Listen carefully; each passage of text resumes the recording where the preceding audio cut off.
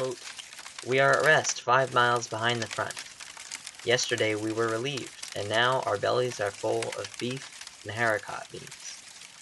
We are satisfied and at peace. Each man has another mess tin full for the evening, and, what is more, there is a double ration of sausage and bread. That puts a man in fine trim. We have not had such luck as this for a long time." End quote.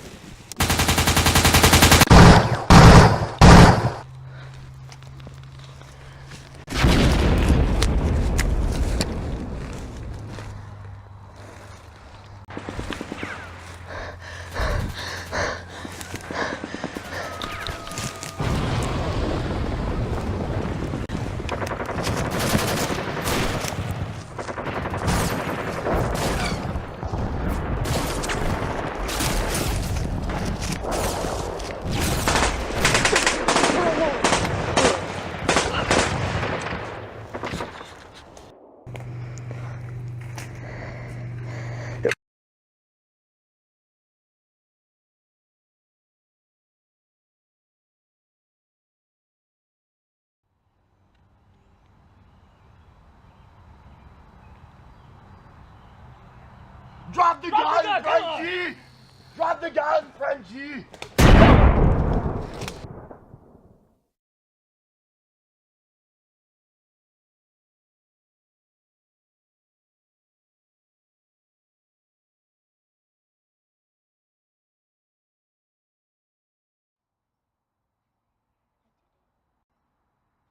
Quote, "I imagined leave would be different from this. Indeed, it was different a year ago. It is I, of course, that have changed, in the interval. There lies a gulf between that time and today. At that time I still knew nothing about the war. We had only been in quiet sectors. But now I see that I have been crushed without knowing it. I find I do not belong here any more. It is a foreign world. I prefer to be alone, so that no one troubles me. For they all come back to the same thing. How badly it goes, and how well it goes. One thinks it is this way, another that. And yet they are always absorbed in the things that go up to make their existence. Formerly I lived in just the same way myself, but now I feel no contact here. End quote.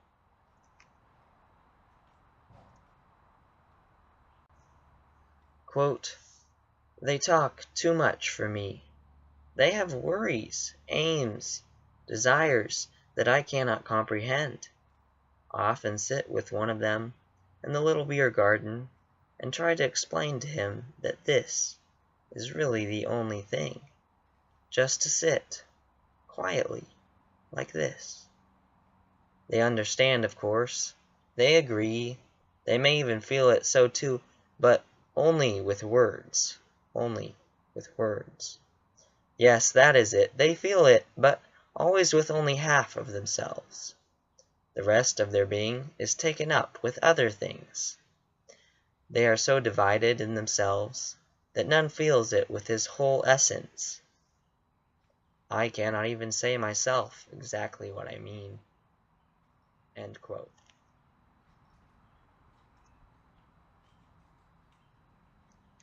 Quote, when I see them here, in their rooms, in their offices, about their occupations, I feel an irresistible attraction in it.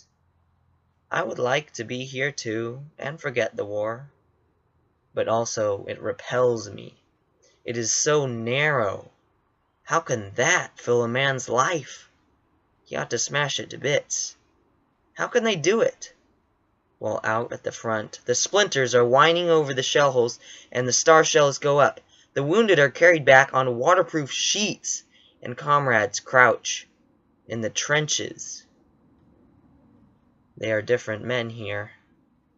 Men I cannot properly understand, whom I envy and despise. I must think of Kat, and Albert, and Mueller, and Yadin. What would they be doing? No doubt they are sitting in the canteen, or perhaps swimming. Soon they will have to go up to the front line again. End quote.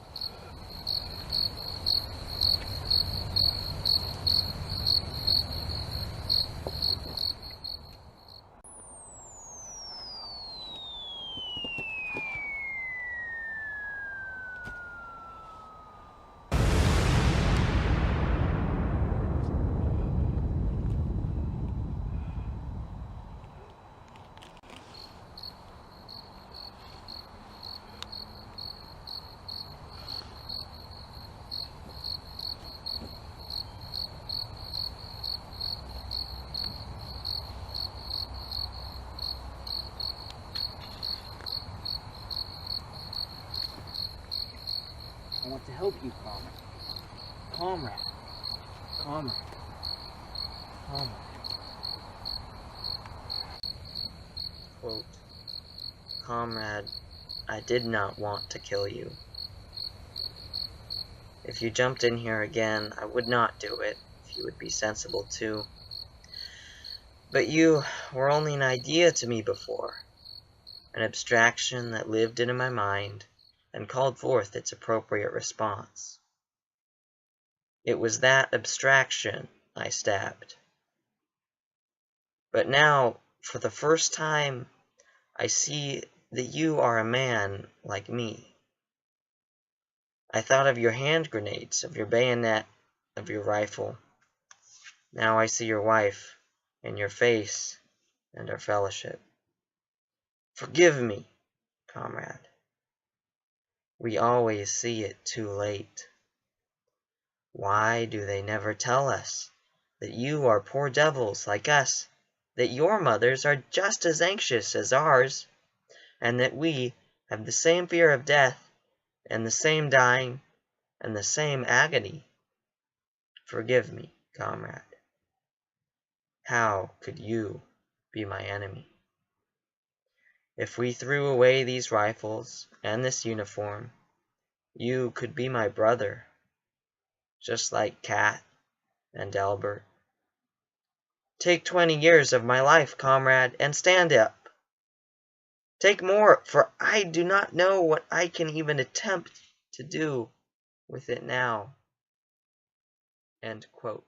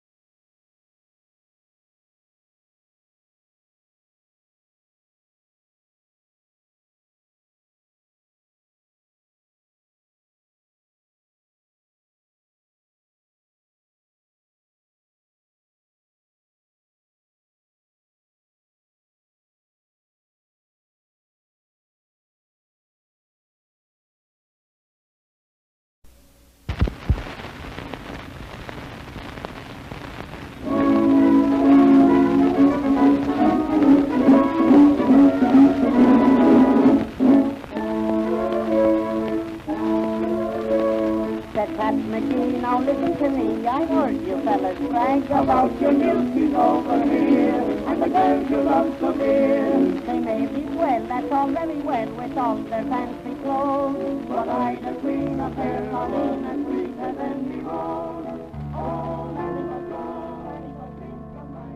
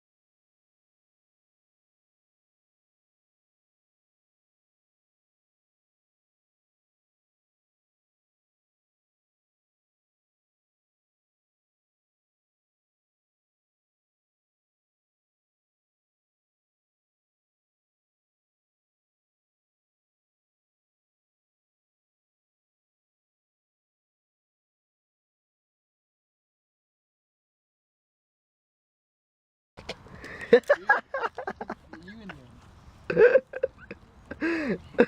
I was filming. That is filthy. Alright, Sean. It's the white ant!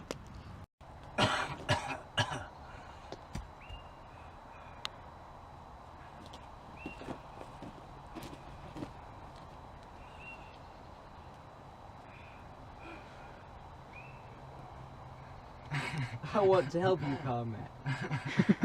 Combat.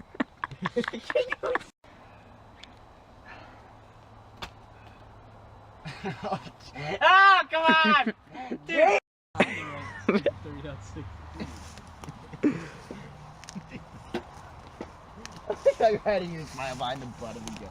He's like, you know he's laughing because he's gone.